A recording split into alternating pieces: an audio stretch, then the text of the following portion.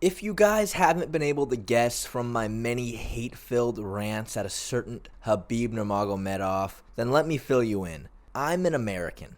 And as an American MMA fan, it's safe to say I've felt the entire MMA world just imploding all around me. You see, Americans need America to be the best at every single thing in the world. And when America's not the best at a certain thing, we throw absolute temper tantrums about it. Now, you may ask yourself, am I just exaggerating about all of this? Yeah, I am. I'm just kidding. But this does segue into the point of today's video. We haven't quite gotten to the point yet, but it's safe to say by looking at the landscape of the UFC that America might be falling behind, which is a very scary prospect for the future. As a die-hard, gun-loving, hot dog-eating, fucking barrel shotgun rifling, handlebar mustache-looking individual like myself. Just looking at the current UFC champions right now, there are 2 Americans. And what's frightening about that is if Peter Yan didn't illegally knee Aljo, and if John Jones decided not to come back, we'd have 0. But because luckily those 2 things happened, we have 2. Out of the total 12 weight classes in the UFC, we got 2. When you look back at all the past champions in each weight class, it is Americans across the board, sprinkle in a couple of Brazilians here and there. And for almost every single weight class, just in the last 5-6 years, all of a sudden it's changing. If you Google what country produces the best athletes in the world, the answer is America, because they judge it based on Olympic gold medals. Well, why does America win the most Olympic gold medals? Well, that's simple. 3 things: population, money, and opportunity. And why are Americans slowly fading away from the sport of MMA? Money and opportunity.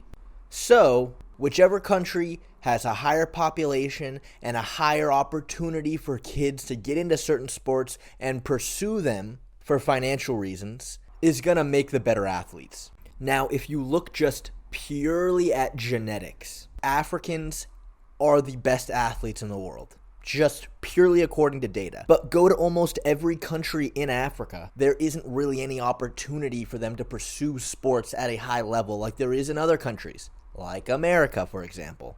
Listen to Francis Ngannou on the Joe Rogan podcast explaining what he needed to do to pursue MMA, because it is absolutely insane what he went through. So yeah, America has a very high population and a high amount of opportunity.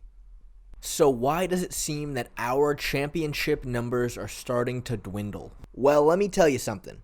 If you want to be a professional athlete and make enough money to live comfortably, the absolute last sport you're going to participate in is racquetball.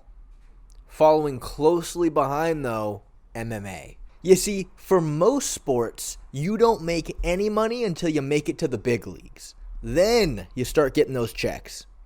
Now, MMA is a little different. You don't make anything in the lower leagues. And then the second you make it to the higher leagues, you're still making jack shit. With the bare minimum contract in the UFC, you barely make enough for yourself, let alone if you had a child, with how expensive it is to live today. But if you're living in the mountains of Dagestan, in some cave somewhere, that bare minimum contract, you get that, you're rich. Absolutely rich. Sean Strickland was making this point the last time he was on JRE, and it's so true.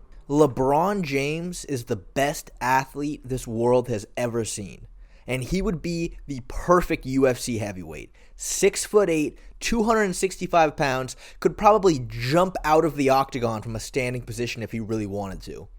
Just throw some gloves on him when he was 21 years old and tell him, okay, you're going to be an MMA fighter. He'd be the greatest MMA fighter who's ever lived.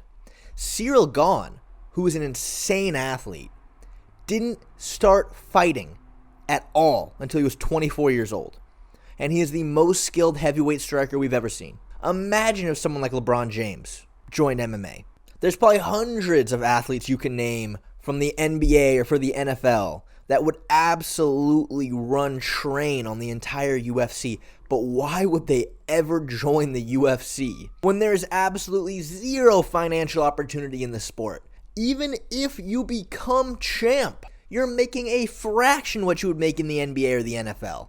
But you may be asking yourself, well, we've had 2 champions from Australia in the last few years in Alexander Volkanovski and Robert Whittaker. We have a champ in Leon Edwards from England. The financial issues still exist for those kind of countries as well, right? Well, it does, but this is where the opportunity aspect comes in. You know a big reason why the US sucks at soccer? It's because the best soccer players can't play at high school. They have to play for academies. That's the way you're going to get Division I scholarships and then become pro. Because of that, you have significantly lowered your sample size of potential athletes to choose from. All the best athletes in the US, what do they grow up doing?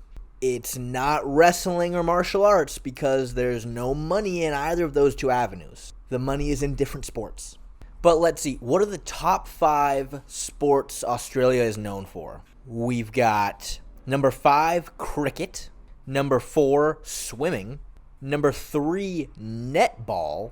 Number 4, AFL. And number 1, rugby. The UK, number 5 is tennis. Number 4 is badminton. Number 3 is rugby. Number 2 is cricket. And number 1 is soccer. The best athletes in both of those countries and many other countries are more likely to pursue a sport like mixed martial arts. It's just that simple.